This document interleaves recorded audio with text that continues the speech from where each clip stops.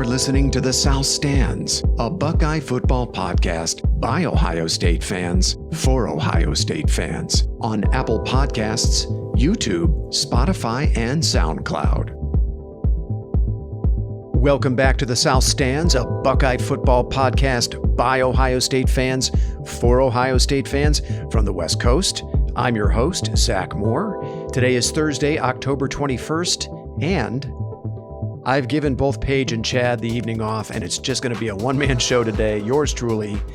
I'd like to spend the next 30 minutes or so, maybe even less than that, having a look at Ohio State's primetime matchup in Bloomington against Indiana this Saturday night.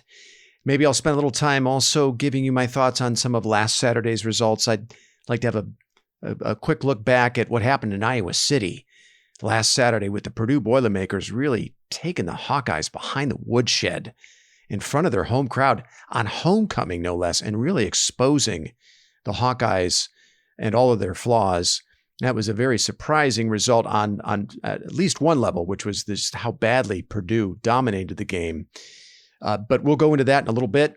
But first, let's have a look at this Saturday. Ohio State, as we all know, coming off a bye, travels to Bloomington to face Tom Allen's Indiana Hoosiers.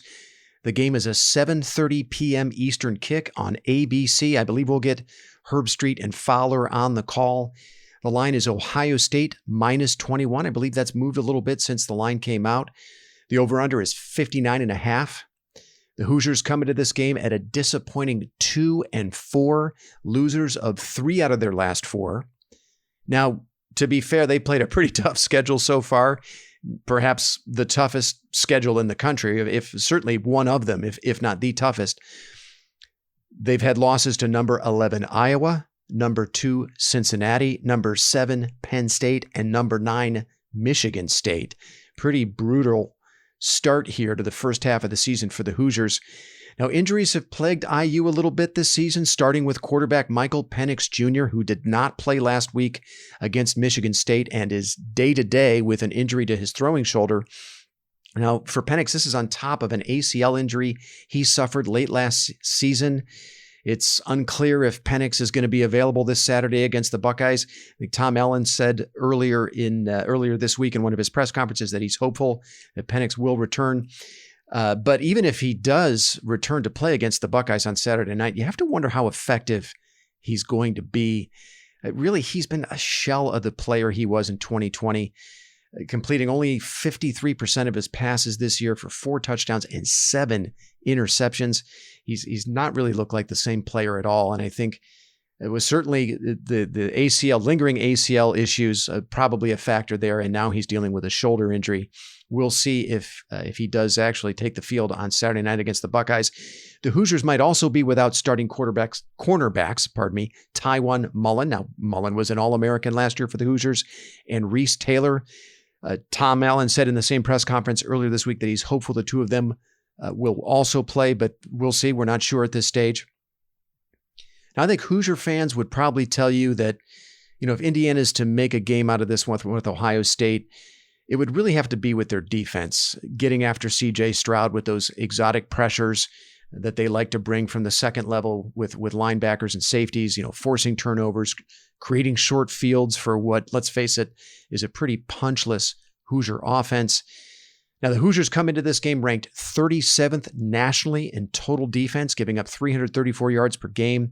They're 34th in defensive yards per play, averaging about 5 yards per play. They're 34th in pass efficiency defense. They're 49th in passing yards allowed. But unlike last season, they're not nearly as good, the Hoosiers are, at getting after the quarterback. The defense is tied for 111th nationally in sacks, with only 9 so far this season. They're 98th in tackles for loss and 81st nationally in interceptions, with only 4 so far on the season. Now, if you go back to 2020 and you looked at what was, Indiana's bread and butter and how they were able to spring, all those big upsets over the likes of Penn State and Michigan and, really taking Ohio State down to the wire. They did it by getting pressure on the quarterback and by forcing turnovers, namely interceptions. Now, last year, Indiana finished number 2 nationally in interceptions with just over 2 a game. They were 31st in sacks, averaging more than 3 per game. Not nearly as effective in those areas. Again, 111th nationally in sacks and 81st nationally in interception. So, I'm looking at a text right now from our friend Doug Maurice of Buckeye Talk. Now, he's actually pretty taken with this IU defense after rewatching their game last week against Michigan State. Now, I'm not going to disagree with Doug that IU defensively played very well in that game against Sparty. Man, they were in it until the very end, had a chance to win that game late. They held Sparty to 241 yards of total offense. And their star tailback, Kenneth Walker, the third, to only 84 yards rushing on 23 attempts. So it was actually a pretty good effort by IU. Now, I'm not entirely certain how good Michigan State's offense actually is. But I don't know. I'm looking at the overall numbers in aggregate, what Indiana has done over 6 games, and I am accounting for a pretty tough schedule against some good teams. And to me, the numbers just don't really tell the story of a defense that can go toe-to-toe with an offense in Ohio State that's as potent as this one. Let me go through some numbers for the Buckeyes. Now, the Buckeyes lead the country in total offense with 563 yards per game. They also lead the country in scoring offense, 48.5 points per game. They're second nationally in offensive yards per play with 8.55, so almost 8.5, actually over 8.5 yards per play. That's second nationally. They're also second nationally in third down conversions, so they're really tough to get off the field. They're fourth nationally in plays of 20 yards or more with 46, so very explosive. C.J. Stroud, fourth nationally in passing at 340 yards per game. He's second nationally in pass efficiency. You've got Travion Henderson coming in second in the country in yards per carry at 8.74. And you have 3 receivers in Garrett Wilson, Chris Olave, and Jackson Smith-Njigba, who are all on pace to finish with 1,000 yards receiving. I don't know. I'm looking at a solid Hoosier defense. I don't think it's particularly dynamic. I don't know that they do the things that you would need to do to really put an Ohio State offense this potent, kind of off kilter, and really force them into mistakes. I don't think this Hoosier defense is good enough, not nearly good enough, to overcome all of its shortcomings on offense. And that really is the big issue for Indiana in this game.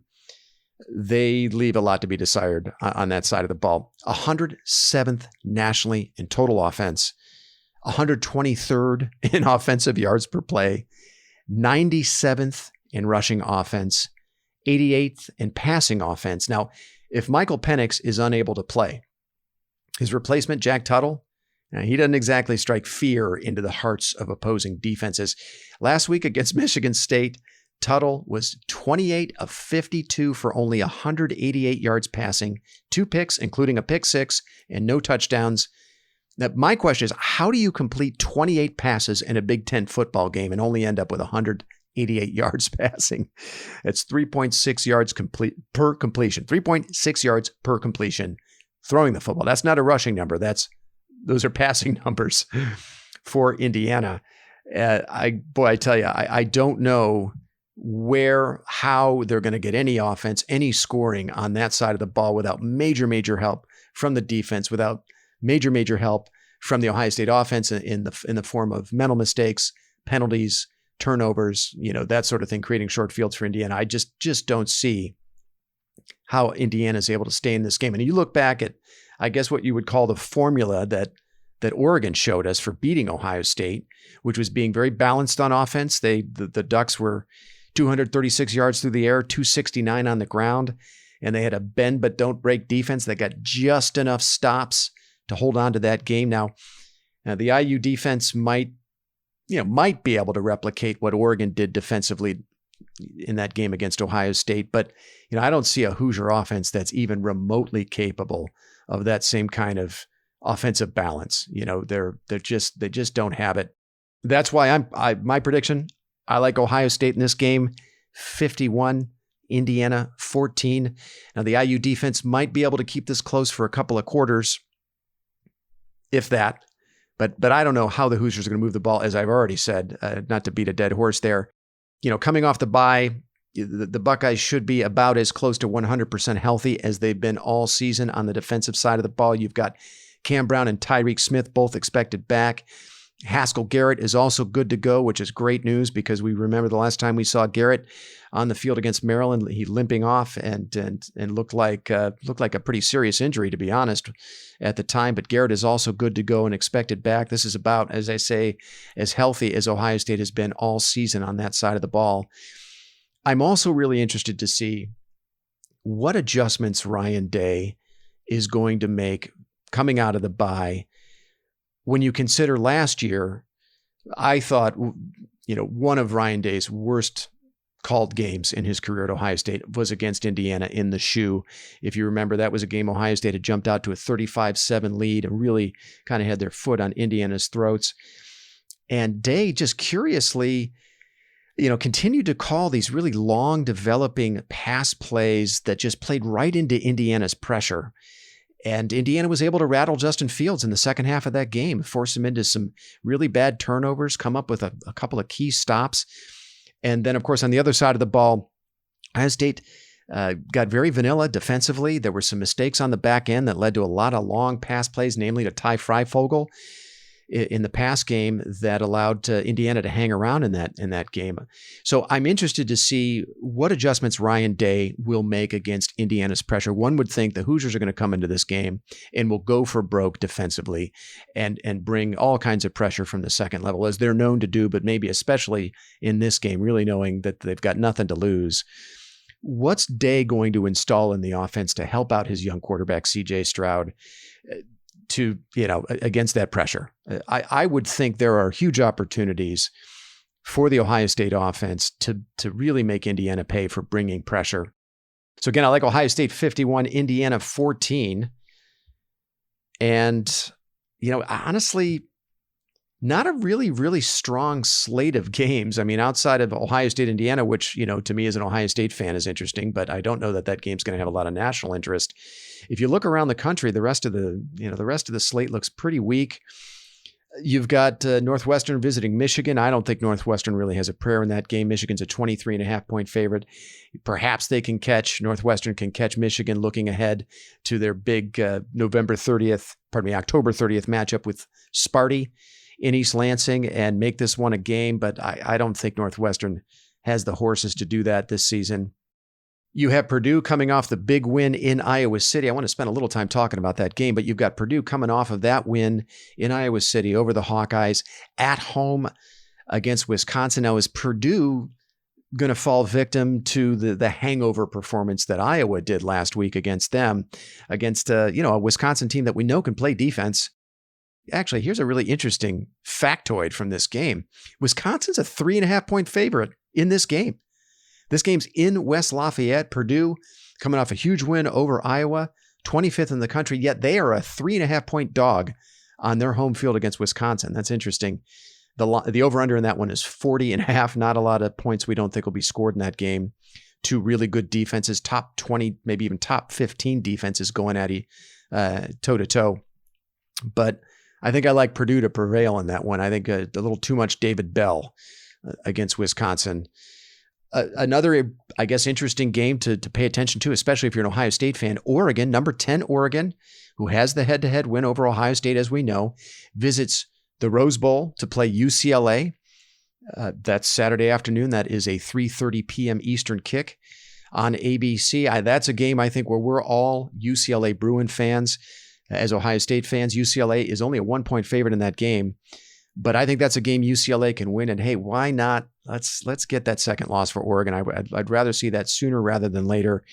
I just don't like the idea of a one-loss Pac-12 champion Oregon team with a head-to-head win over Ohio State. I'd like to see them get that second loss, and that might happen as soon as Saturday against UCLA in the Rose Bowl. Looking down the rest of the schedule, I really don't see a lot of other interesting games. Clemson visits Pitt. Pitt's a 3.5-point favorite in that game. Now, Clemson, they're really out of the playoff mix, really not worth talking about. They've really struggled pretty much every single weekend. And I expect Pitt to prevail in that game. Not a ton of intrigue, though, for me in that one, or Ohio State fans, I would think. Alabama's home against Tennessee. They're a 25-point favorite. I don't see Bama blowing that one. I like Bama in that one big. And beyond that, folks, I just don't see a lot of intrigue in any of these other games that are happening the rest of the way. Last night, there was a pretty big upset. That was a Wednesday night game. Appalachian State beat number 14 Coastal Carolina. Not a game I care a ton about. Coastal Carolina, not a program I care a ton about, but that was an interesting result, a pretty big upset there for Appalachian State.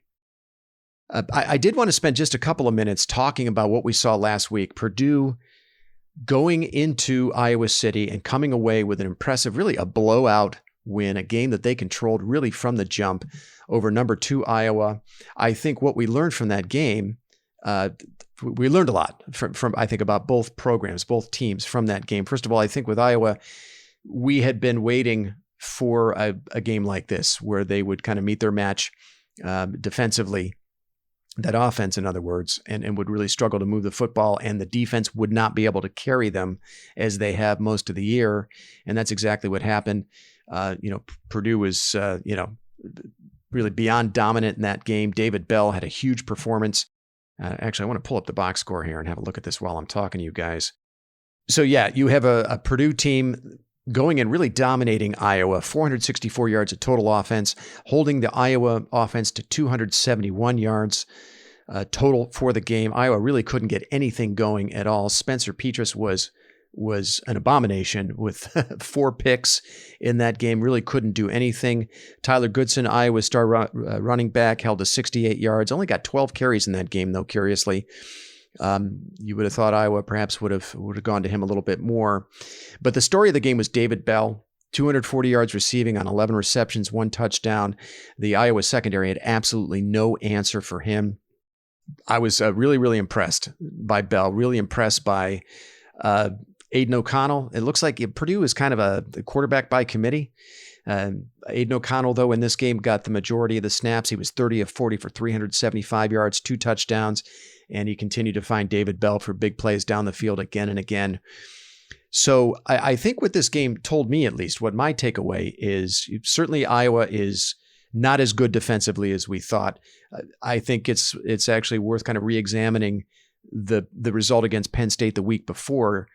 If you guys remember, now Penn State was really in control of that game, 17-3 over Iowa before Sean Clifford, Penn State's quarterback, went down, and that really changed the complexion of the game completely. It enabled Iowa to claw back into that game and eke out that win.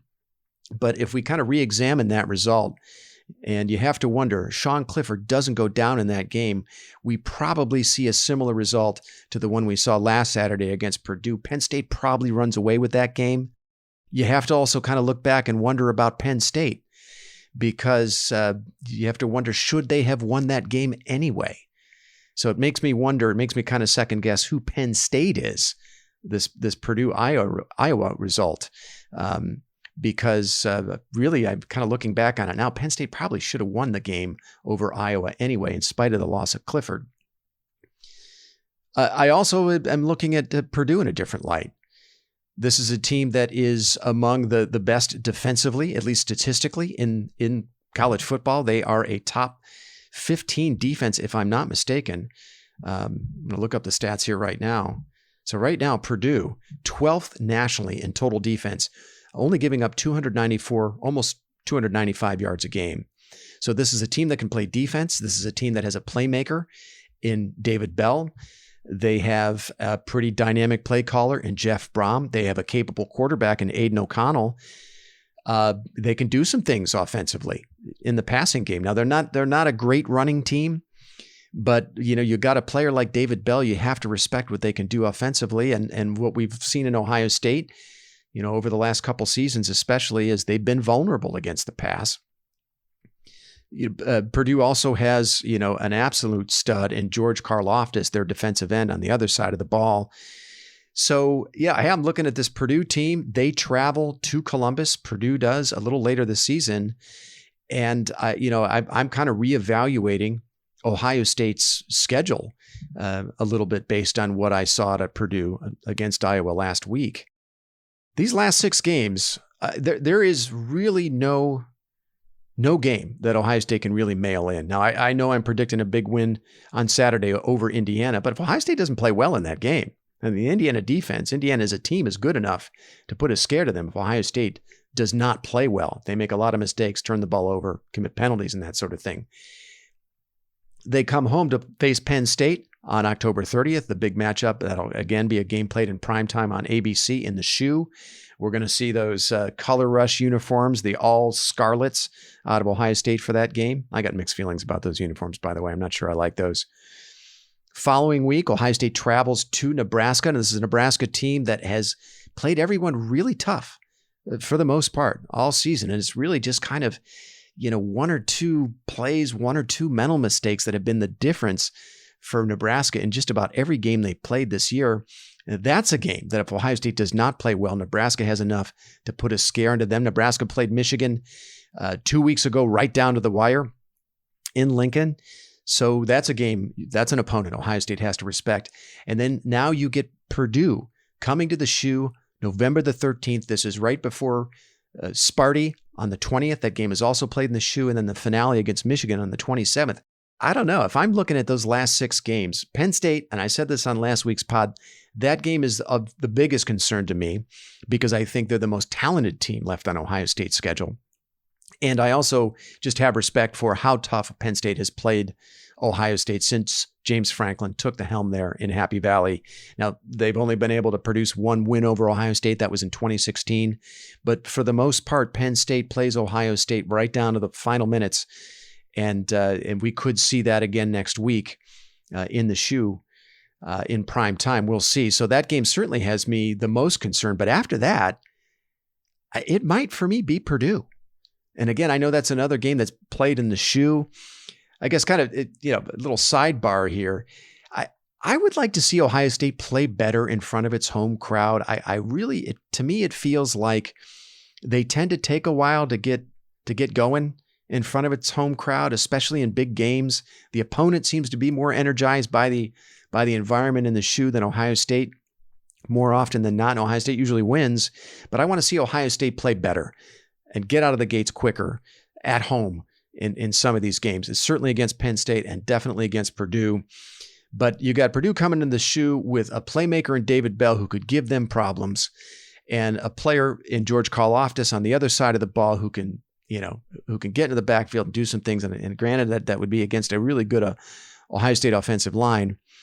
And you've got overall a very good Purdue defense that's right there in the top, among the top 15 defenses in the country. Creative play caller in Jeff Brom, and a program in Purdue that's been really a bugaboo for Ohio State, a real thorn in Ohio State's side over the last 20, 25 years. Now, usually it's in West Lafayette where Purdue has been able to spring upsets, but you don't have to look too far back in history to find Purdue going into the Shoe. That was 2012, and really having a quality Ohio State team on the ropes. The Buckeyes were really, really lucky to win that game. If many Ohio State fans, I'm sure, remember Kenny Guyton coming in relief of Braxton Miller and rallying Ohio State late, forcing overtime in that game, and the Buckeyes escape with the win to preserve that undefeated season. So, Purdue seems unafraid, undaunted by a matchup with Ohio State historically. And I think this is a good Purdue team with some dudes and a good defense. I'm going to say second most worrisome game for me on the schedule. Coming up in about 25 minutes, and I don't want to ramble on here too much, but I do want to go to my gun to my head playoff predictions. This just a snapshot for me of the top 4 teams and the teams that, if the season were to end today, I would put into the playoff field. For me, it starts with Georgia at number 1. Now they've looked, very good, very impressive, but to me, certainly not unbeatable. We all know about the defense, but the offense, at least to me, looks merely good and not great or special. I'd make them the top team right now, and the team that has played, has been the most consistent and perhaps the most balanced in the country. But they're not 2020 Alabama, and I don't think they're 2019 LSU caliber. I think they can be had. Number 2, I've got Ohio State. And okay, this is probably a homer pick, but it is interesting. If you go to the Pro Football Focus team grades, Ohio State is number 2 right behind Georgia. And I know the PFF grades are not the be-all, end-all, but I do think that's interesting. PFF really likes Ohio State. They've got them right behind Georgia in their team rankings. Number 3, I'd have Oklahoma. Now, I was kind of down on Oklahoma in last week's pod. Wasn't really sold on them, but after watching Caleb Williams again. Last week, I believe it was against TCU. Man, I think he makes the Sooners a real threat in the playoff race. Now, I still don't know about the Oklahoma defense. Now, that is the age-old question with that program. The Sooner D gave up 500 yards of total offense again last week to TCU. They gave up well over 500 the week before against Texas. But to me, they look as good at the skill positions as they've ever been under Lincoln Riley. And Williams looks like Kyler Murray 2.0. So I got to put Oklahoma there at number 3. Finally, I've got Bama at number 4. Nick Saban gets the benefit of the doubt from me until the Tide loses again. But this particular Bama team looks like the most vulnerable team Saban has had of the last 5 or 6 years. All right, that's going to do it for me, everyone. I'm actually not sure when we'll be back. We're going to do our best to get the group together at some point next week to look at this coming Saturday's results. And until then, have a great night, and thanks for listening.